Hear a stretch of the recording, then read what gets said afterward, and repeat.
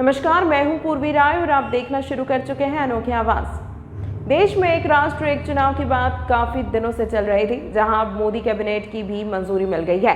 पूर्व राष्ट्रपति रामनाथ कोविंद की रिपोर्ट को हरी झंडी देते हुए सरकार अब इसे शीतकालीन सत्र में बिल के रूप में पेश कर सकती है। एक दिन पहले केंद्रीय गृह मंत्री अमित शाह ने भी इसे सभी प्राथमिकताओं में से एक बताया था। हालांकि इसे लागू करने के लिए पहले संविधान संशोधन और सभी राज्यों की मंजूरी की भी जरूरत होगी। प्रधानमंत्री नरेंद्र मोदी ने देश से किया एक और वादा पूरा कर दिया है। मोदी कैबिनेट ने वन नेशन वन इलेक्शन के प्रस्ताव को मंजूरी दे दी है, तो इसके तहत लोकसभा और विधानसभा के चुनाव एक साथ कराए जाएंगे। सरकार संसद के शीतकालीन सत्र यानी नवंबर-दिसंबर में इस बारे में बिल पेश करेगी। बता दें कि पूर्व राष्ट्रपति रामनाथ कोविंद के नेतृत्व वाली कमेटी ने इस पर मार्च में अपनी रिपोर्ट सौंपी थी। रिपोर्ट में सुझाव दिया गया है कि पहले कदम में लोकसभा और राज्यसभा चुनाव को एक साथ कराना चाहिए। कमेटी ने सिफारिश की थी कि लोकसभा और राज्यसभा के चुनाव एक साथ संपन्न होने से 100 दिन के भीतर स्थानीय निकाय चुनाव हो जाने चाहिए। वन नेशन वन इलेक्शन का मतलब है कि भारत में लोकसभा और सभी राज्यों के विधानसभा चुनाव एक साथ कराए जाएं। साथ ही स्थानीय निकायों के चुनाव भी एक ही दिन या एक तय समय सीमा में कराए जाएं। पीएम मोदी लंबे समय से वन नेशन वन इलेक्शन की वकालत करते आए हैं।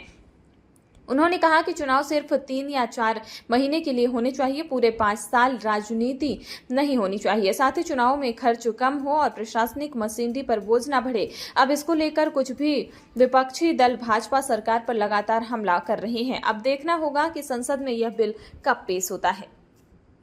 प्रधानमंत्री ने आज अपनी कैबिनेट से वन नेशन वन इलेक्शन को कैबिनेट की मंजूरी दिलाई।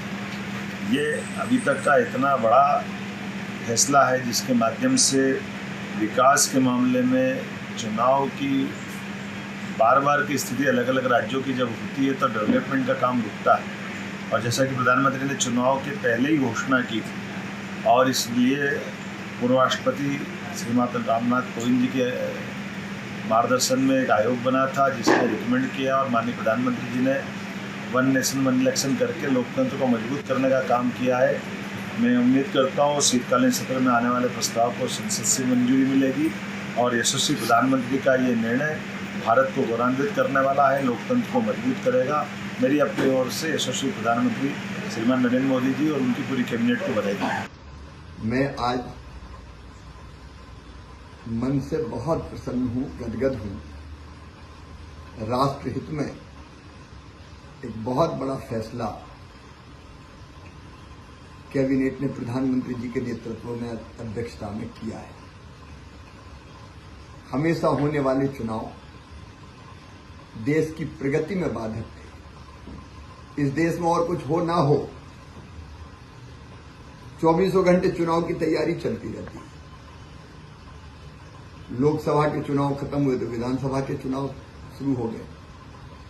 अभी महाराष्ट्र के चुनाव हैं, आज जम्मू कश्मीर में वोट डले, हरियाणा के चुनाव हैं, झारखंड में चुनाव है।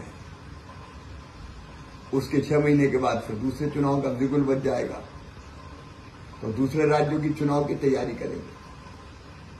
तो राजनीतिक दल 24 घंटे केवल चुनाव की तैयारी करते रहते हैं और फिर चुनाव है तो फिर दूरगामी हित के बड़े फैसले नहीं लिए जा सकते, डरते हैं। ये मत लो नहीं तो,